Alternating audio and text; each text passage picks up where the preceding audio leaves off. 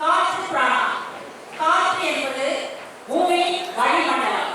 காற்று என்பது பல வாயுக்கள் மற்றும் சிறிய தூசி துகள்களின் கலவையாகும்.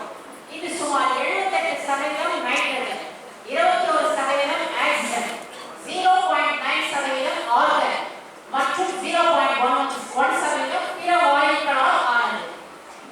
சரியான சுவாசத்தின் மூலம் காற்றிலிருந்து ஊட்டச்சத்துக்களை மட்டுமல்ல, ஆரோக்கியமாக வாழவும் பிராணனையும் நாம் உட்கொள்ளலாம்.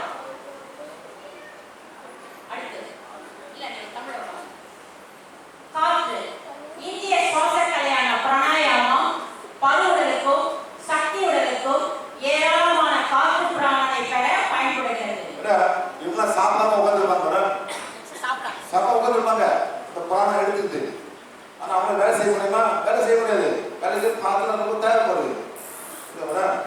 இவங்க பாத்தீங்கன்னா நீல வானத்தை பார்ப்பதன் மூலம் நீங்கள் காற்று பிராணனை வாங்கலாம்.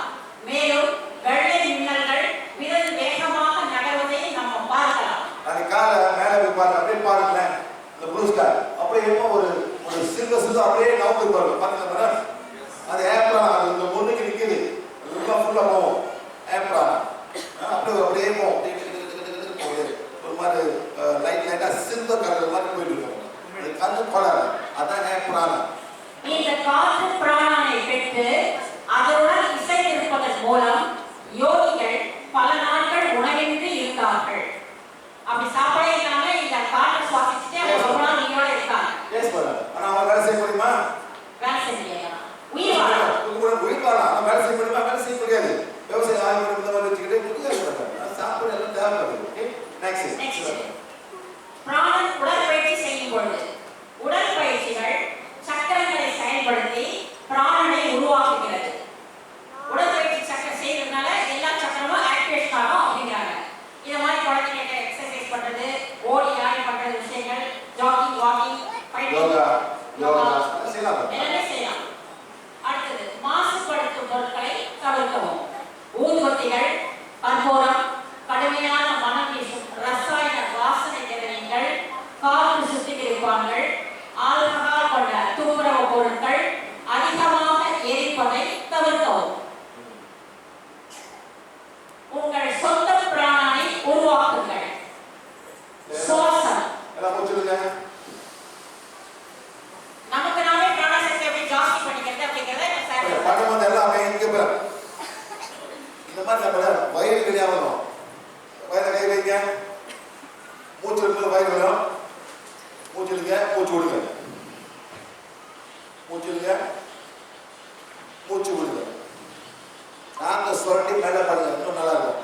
கேச்சிக்கு முதிரை இதே எக்ஸேல், இதே எக்ஸேல். எவ்வளவு மெதுவா செய்யறீங்களோ அவ்வளவு நல்லது. ஏன்னா அந்த கார்பன் டை ஆக்சைடு எல்லாம் உள்ளுக்கு மறைக்கிறதெல்லாம் வெளியாகும். நல்ல மூச்சு போது எல்லாமே வெளியாகும். ஓகே, புரியுதுங்களா? வெரி சரி.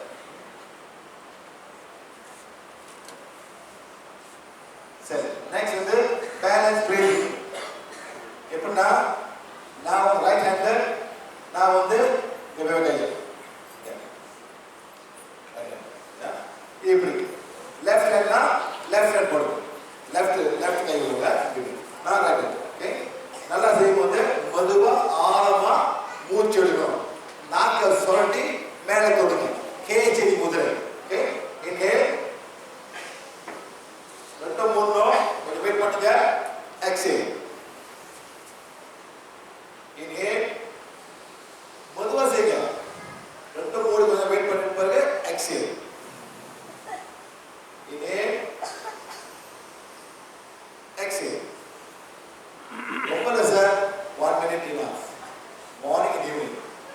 மைக்ரேன் உள்ளவங்க 4 வாட்டி செய்யணும். காலங்காத்தால, மாலையில, மத்தியானம், மாலையில தூங்குறதுக்கு. ஹாக்கிங் சார், ஸ்ட்ரோக் அண்ட் சாமர் do every 2 hours. தூங்குங்க. இங்க மேடம் ஒரு செஞ்சாங்க, தலைவர் போய் குத்தல் போச்சாங்க. மேடம் எப்படி பண்றது உதவி புரியா? அதே மாதிரி நான் செய்ய மாட்டேன். மத்தியானம் பாட்டு செய்ய உங்களுக்கு வரவே பண்ணாது.